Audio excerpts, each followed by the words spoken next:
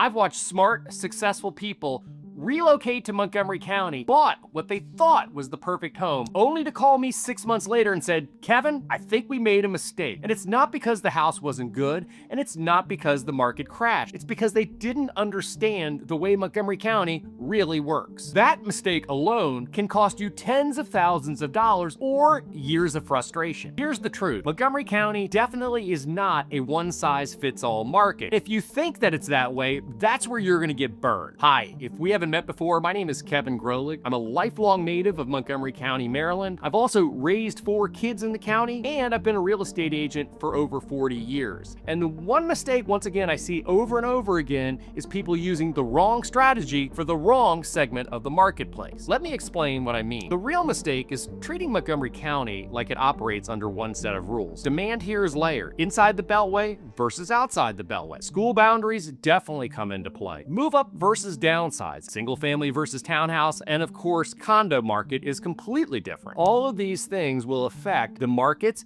which then affect when you're relocating to the area, the type of strategy you use, whether you're buying a home and even renting. Obviously, more important when you're buying a home, but all of these things need to be taken into consideration. And what I see all the time is if you don't understand the segment that you're purchasing in, you either pay way too much, potentially lose a lot of properties in competition, or you make a lifestyle mistake. Let's break down the inside the Beltway versus outside the Beltway segment. Inside the Beltway, closer to DC, stronger commuter demand, limited inventory in many areas, and often very fast-moving market. This tends to be a market that is higher in price, depends where you are, but Bethesda is in Chevy Chase, which is going to be very close into DC, is going to be much higher in price. Silver Spring, which also is close into DC, but on the eastern side of the county, not quite as expensive, but once again, location there. So definitely you're going to see typically a faster moving market inside the Beltway than outside the Beltway. Now let's talk about outside the Beltway. Typically, you're going to find newer and new construction outside of the Beltway, although that's not a hard and fast rule there. As most cities work, and DC and Montgomery County is no different, people started moving out from the city into the suburbs, and of course,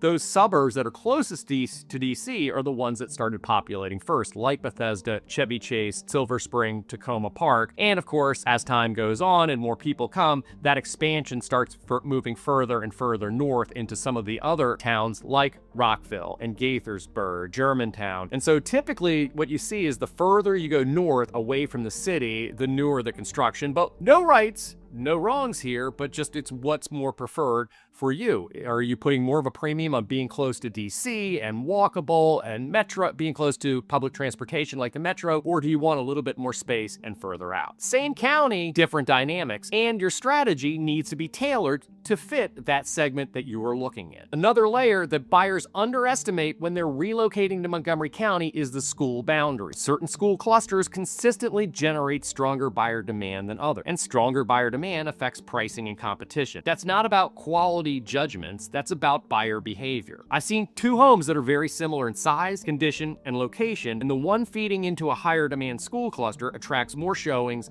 and stronger offers. School boundaries definitely influence demand. Demand influences value, and value influences your strategy. The next thing you want to know is the price tiers change everything. Now, when I go out and I run into either a family member, friend, or someone at a cocktail party who knows that I'm in real estate, they always ask the same question: what's the market like? Now, of course, my response back is, what market are we talking about? I'll give you a good example. Let's say a $2.5 million single family home in Potomac. Typically, you're going to find a smaller buyer pool for this price point, and usually what you're going to see is in that luxury market, those higher, more luxury price points are going to stay on the market longer, and typically you're going to have more room to potentially negotiate. Now let's compare that to more like a $750,000 property in, let's say, an area like Rockville or Gaithersburg. More often than not, you're going to have a larger buyer pool than you're going to have for the luxury market. The most important thing is you need to know which lane you're in. Now, I've alluded to it a little bit already, but the property type matters. Condos especially come with a different layer of complexity. You can't treat a 1960s single family home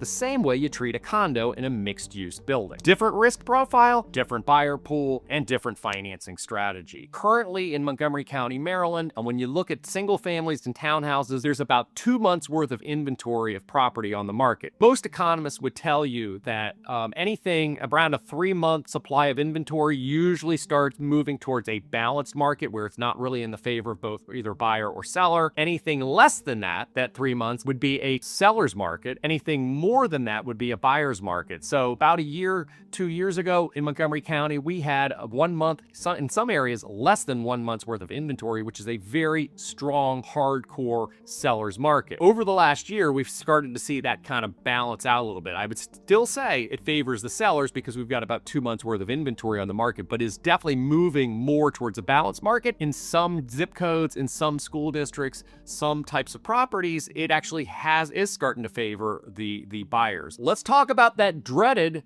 commute reality. Commute is often the silent factor buyers underestimate when they're relocating to this area. I've seen buyers choose square footage over proximity and regret it. Driving from farther out communities to DC on a Saturday is not the same as driving to it Tuesday at 7:30 a.m. Throw a little precipitation in there and it even gets worse. Those properties that have good metro access oftentimes demand a little bit more money in the marketplace along the red line. Time has value, lifestyle has value, and that needs to be part of your strategy when you're looking for a home, not something that you figure out after you move in. And the last thing I'm going to say is that everything we're talking about now is subject to change at any minute. Markets change all the time. Now, look, guys, we are close to DC. Some of the things that have happened over the last year have affected our market more than almost any other market, with things like federal job layoffs and a lot of the government contractors at the beginning of 2025 throughout 2025. We had the government shutdown for, I believe it was 6 weeks last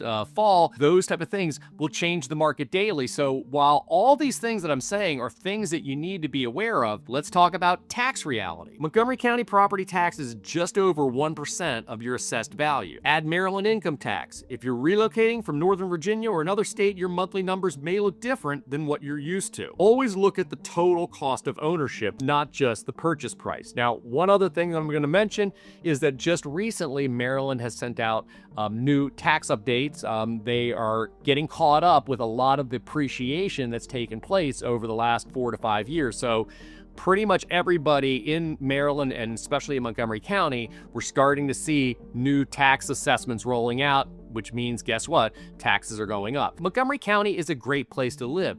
I've built my life and career and raised a family here. However, it's important to know what you're getting into so that you buy smart. If you're thinking or planning to relocate to Montgomery County, Maryland, before you start scheduling appointments to show houses, here's what I would suggest. Let's slow it down. Let's define where you work, what kind of lifestyle you want, school priorities, budget range, property type, and which segment of this market you're actually entering. As I mentioned, I've been a full-time top-producing realtor here in Montgomery County for 40 years, and I definitely understand these layers. That's probably the biggest pitch I'm going to give to you, is if you're thinking about moving here, once again, make sure that you find a good agent who really knows what's going on in the county. Always feel free to reach out to me. There's a few different ways to do that. You can text me directly. Also, there's a QR code on the screen that you can scan if you're watching this on your TV, and that will actually create a link for Calendly where you can set up a one-on-one appointment where